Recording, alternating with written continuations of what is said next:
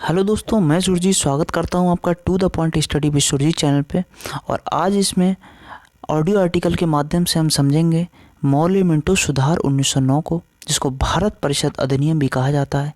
UPSC के syllabus में direct ये टॉपिक दिया हुआ है, पीसीएस में भी क्वेश्चन पूछा जाता है और नेट जेआरएफ में भी क्वेश्चन इससे बनता है। तो आइए डिस्कस करते हैं मौर्य मिंटो सुधार 1909। एक बहुत ही शॉर्ट में हम इसको समझेंगे और सारे इम्पोर्टेंट पॉइंट्स को हम इसमें डिस्कस कर लेंगे। तो अक्टूबर 1906 में आगा खां के नेतृत्व में एक मुस्लिम प्रतिनिधिमंडल, जिसे शिमला प्रतिनिधिमंडल कहा जाता है, वो वायसराय लॉर्ड मिंटो से मिला और मांग की कि मुसलमानों के लिए पृथक निर्वाचन प्रणाली की व्यवस्था की जाए तथा मुसलमानों को उनकी जनसंख्या के अनुपात में प्रतिनिधित्व दिया जाए। प्रतिनिधिमंडल ने तर्क दिया कि उनकी साम्राज्य की सेवा के लिए उन्हें पृथक सामुदायिक प्रतिनिधित्व दिया जाए। 1906 में ढाका में नवाब सलीमुल्लाह, नवाब मोहसिन उल मुल्क और बकार उल मुल्क द्वारा मुस्लिम लीग की स्थापना की गई थी। लॉर्ड मिंटो से मिलने वाला ये प्रतिनिधिमंडल शीघ्र ही मुस्लिम लीग में सम्मिलित हो गया। मुस्लिम लीग ने मुसलमानों के साम्राज्य के प्रति निष्ठा प्रकट करने की शिक्षा दी तथा मुस्लिम बुद्धिजीवियों को कांग्रेस से पृथक रखने का प्रयास किया। इसके अतिरिक्त कांग्रेस द्वारा प्रतिवर्ष सुधारों की मांग करने, नरम दल को संतुष्ट करने और अतिवादियों के प्रभाव को कम करने तथा क्रांतिकारी राष्ट्रवाद को रोकने के लिए भी सुधार किया जाना आवश्यक हो गया था।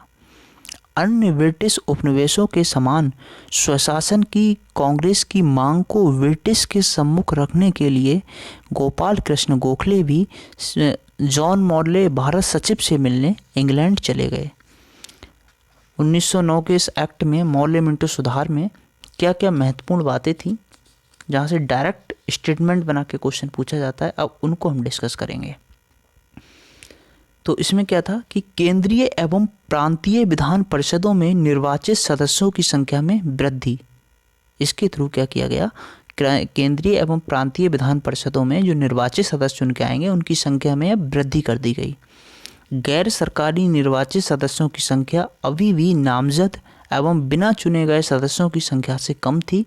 मुसलमानों के लिए पृथक सामुदायिक प्रतिनिधित्व प्रणाली की व्यवस्था की गई। इसमें थर्ड पॉइंट है, निर्वाचित सदस्यों का चयन अप्रत्यक्ष रूप से किया जाता था। इस प्रकार भारत में पहली बार चुनाव प्रणाली प्रारंभ हुई। तो भारत में पहली बार चुनाव प्रणाली आती है मौर्य मिंटो सुधार में या जिसको भारतीय परिषद अधिनियम 1909 कहा जाता है। इसमें पहली बार भारत में चुनाव प्रणाली आरंभ की गई। व्यवस्थापिका सभाओं के अधिकारों में वृद्धि की गई।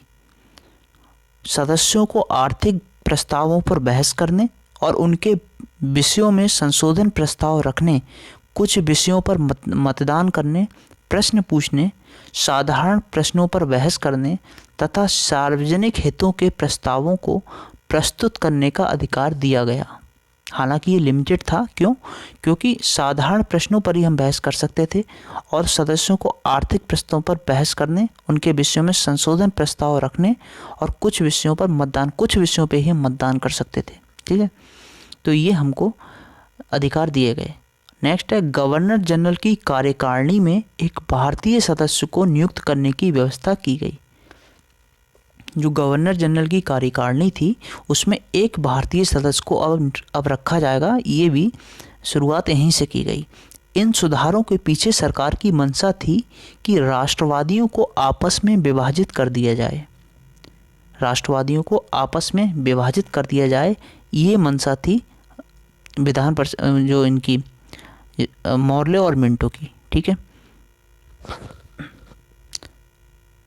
तो नरमपंथियों एवं मुसलमानों को लालच देकर सरकार के पक्ष में कर लिया जाए। उनका ये था कि नरमपंथियों और मुसलमानों को लालच दिया जाए और सरकार के पक्ष में कर लिया जाए। विधान परिषद के सदस्यों के उत्तरदायित्वों को स्पष्ट रूप से परिभाषित न करने के कारण अनेक भ्रांतियां उत्पन्न हो गईं। निर्वाचन की पद्धति बहुत ज़्यादा अस्पष्ट थी। मुसलमानों हेतु पृथक निर्वाचन प्रणाली प्रारंभ करना कालांतर में राष्ट्रीय एकता के लिए अत्यंत घातक सिद्ध हुआ। तो ये मौर्य मिंटो सुधार से संबंधित जो महत्वपूर्ण तथ्य थे उनको हमने यहाँ पर डिस्कस किया।